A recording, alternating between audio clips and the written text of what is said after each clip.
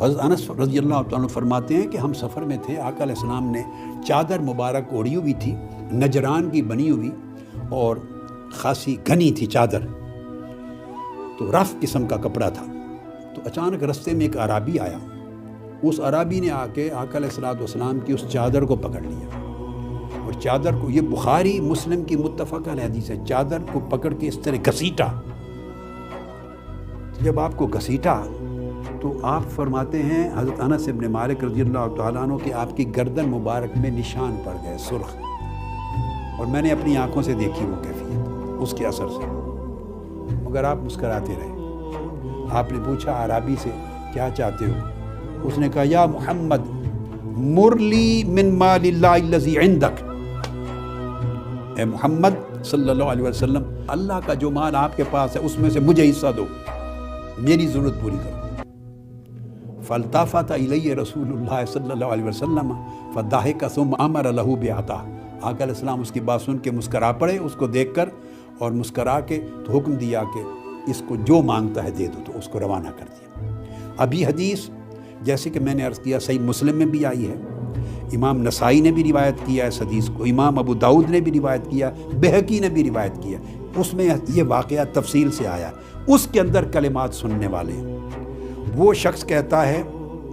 مرلی من مال اللہ الذی عندک،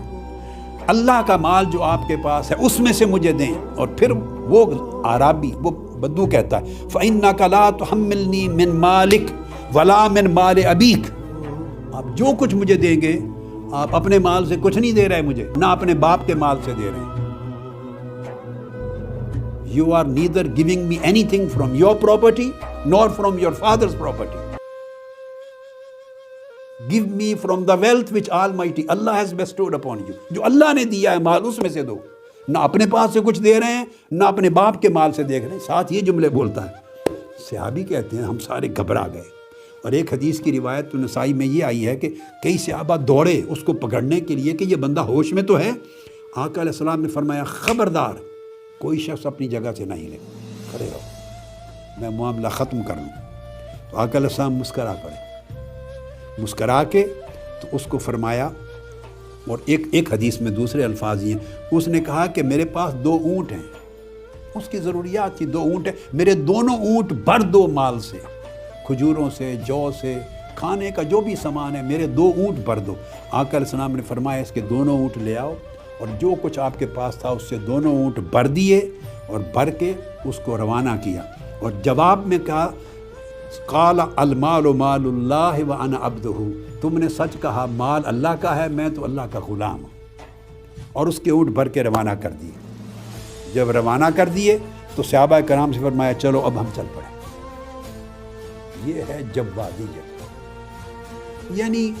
ایسے شخص کو دینا جو زیادتی کر رہا ہے اور مانگنے میں بھی کوئی مہذب طریقہ اختیار نہیں کر رہا،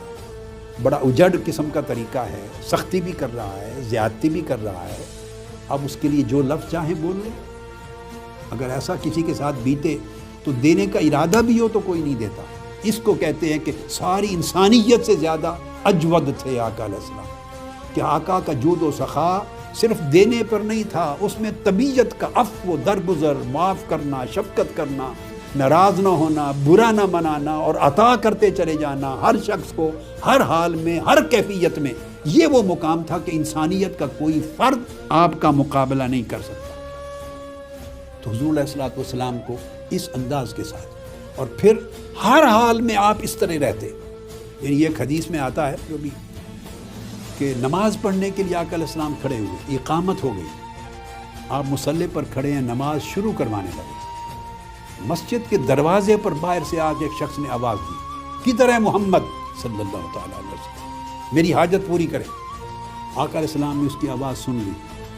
صفیں قائم ہیں، آقا علیہ السلام مصلی چھوڑ کے پیچھے ہٹ گئے، نماز کو مؤخر کر دیا، باہر نکلے، اس شخص کی بات سنی، جو اس کی حاجت تھی آقا علیہ السلام نے منگوا کے اس کی پوری کر دی، اس کو عطا کیا، اپنی نوازشات سے اس کی جھولی بھر دی، بھر کے اس کی حاجت روائی کر کے پھر پلٹے اور آ کے نماز ادا کی۔ یعنی نماز کے لیے قائم ہونے والی صفیں آقا علیہ السلام نے وہیں کھڑی رہنے دی، چھوڑ دی، اور مصلی سے ہٹائے۔ یہ جو پورا عمل ہے، اس پورے عمل کو جوادیت کہتے ہیں، یعنی طبیعت میں اتنی جوادیت ہے، اتنی کریمی ہے، اس لیے تو اللہ پاک علیہ السلام کو رؤوف الرحیم خود فرمایا، ان اللہ بالناس لرؤوف الرحیم، اللہ انسانوں کے لیے رؤوف الرحیم ہے، اور ادھر حضور علیہ الصلوۃ والسلام کے لیے فرمایا المؤمنین رؤوف الرحیم، آپ مومنوں کے لیے رؤوف الرحیم ہے۔ جو صفتیں اللہ پاک نے اپنی شان میں بیان کی ہیں، ان صفتوں سے اور ان ٹائٹل سے اپنے محبوب صلی اللہ علیہ وسلم کو نوازا ہے۔ تو عام درجے کی سخاوت ہو اور رافت ہو اور رحمت ہو اور شفقت ہو اور جوادیت ہو تو نہیں کر سکتے۔